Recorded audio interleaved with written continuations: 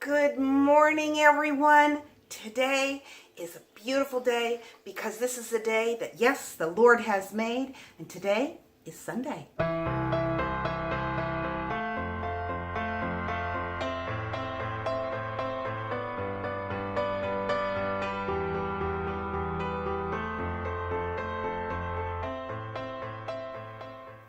So my husband and I, we're going to be heading out the door to get to church, and as you can see behind me, I'm going to make us some to-go coffee. And anyways, I hope that you will want to join me for a little portion of my day because I've decided that I'm going to take you out into my gardens and show you all of our hard work. I thought I would take a moment and show you what we've done with some of those wood chips. We decided, since we had so many that we didn't quite anticipate that we were getting so many, we would start filling in the garden here along the side of the driveway that follows up the one side of our yard. So yeah, we filled in all of this with wood chips.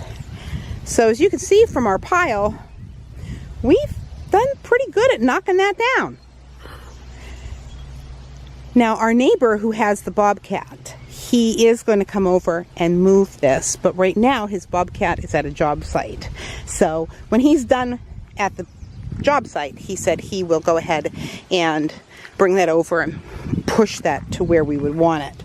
But in the meantime, what we did is we went ahead, and as you knew, I had weeded this, but I had just used the leaves that had gathered up as mulch. But we decided we were going to fill all of this in with the wood chips. And I just think that it looks really nice.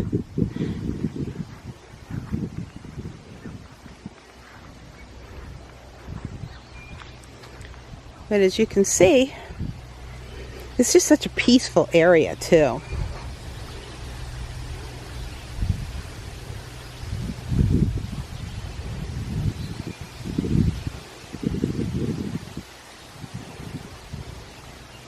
And right back there is the little grave marker that I got from Maxwell.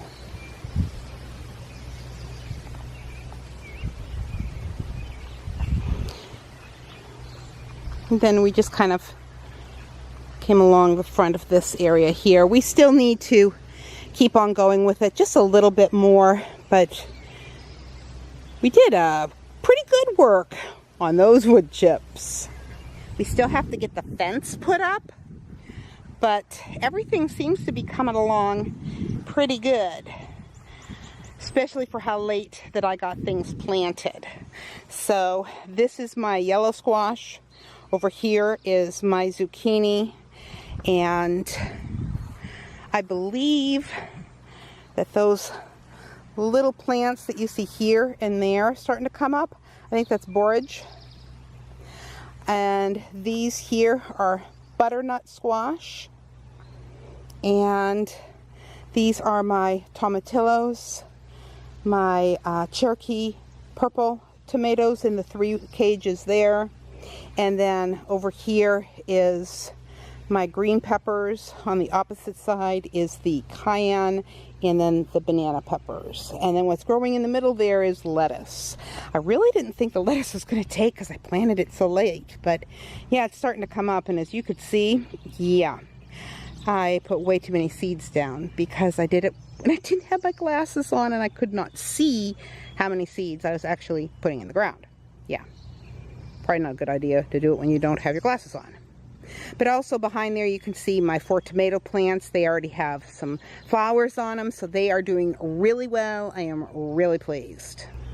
But this is the front of the house, and last year where you see that hanging pot, I had big pots filled with flowers on the ground. Well, this year, I went ultra simple and just put a shepherd's hook there and hung a basket of flowers. Isn't this bush just beautiful? Not really sure what it is, but it blooms all summer. And yeah, I just think it's gorgeous. And then we got all of this done. And that over here is my lilac bush. which is really nice because that's the study window that you see there. And so in the springtime, when we have the windows open, oh, the wonderful fragrance that comes through that window.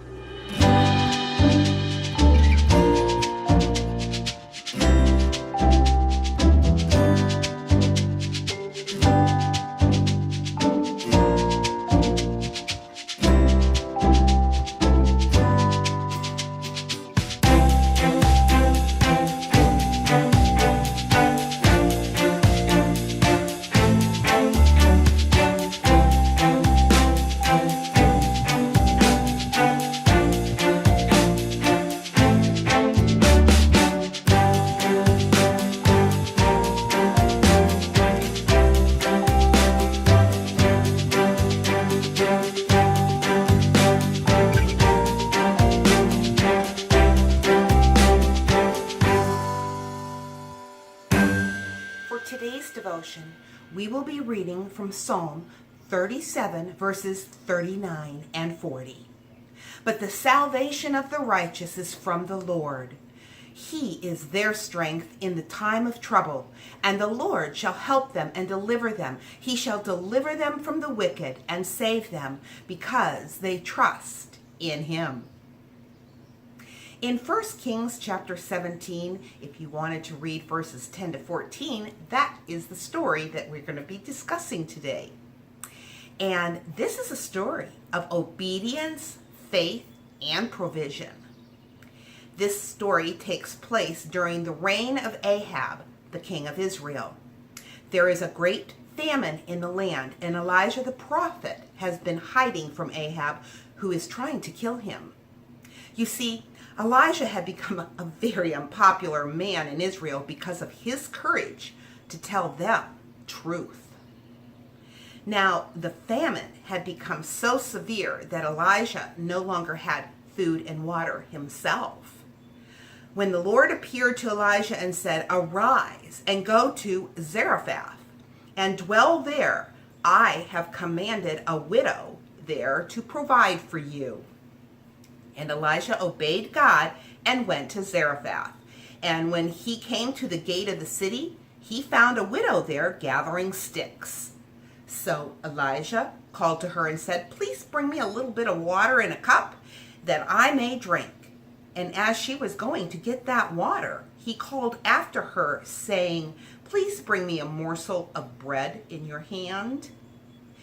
At which time then she explained to him that she didn't have any bread, only a handful of flour in a bin and a little bit of oil in a jar.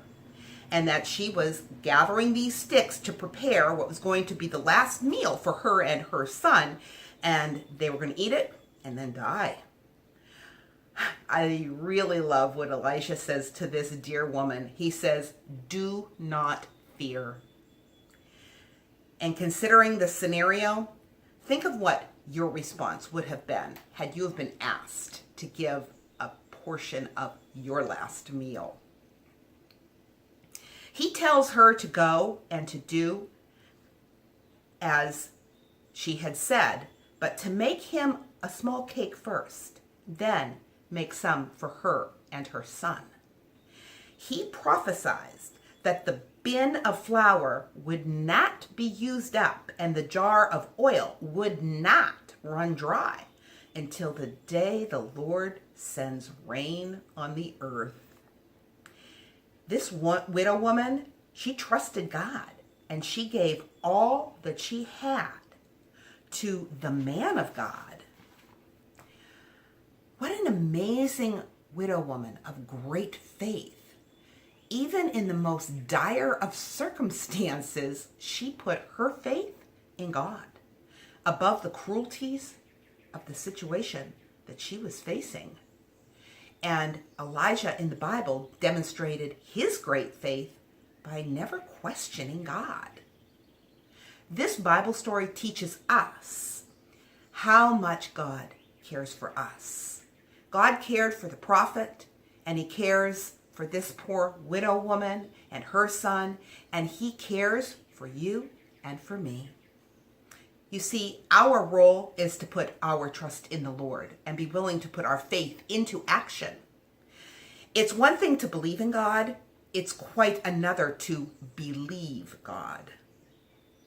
Our faith today should be no less than that of this widow woman. And with that, I want to remind you, life happens. Let's enjoy it. And I want you to remember, God doesn't always meet our needs for tomorrow, today. He always meets our needs for tomorrow, tomorrow.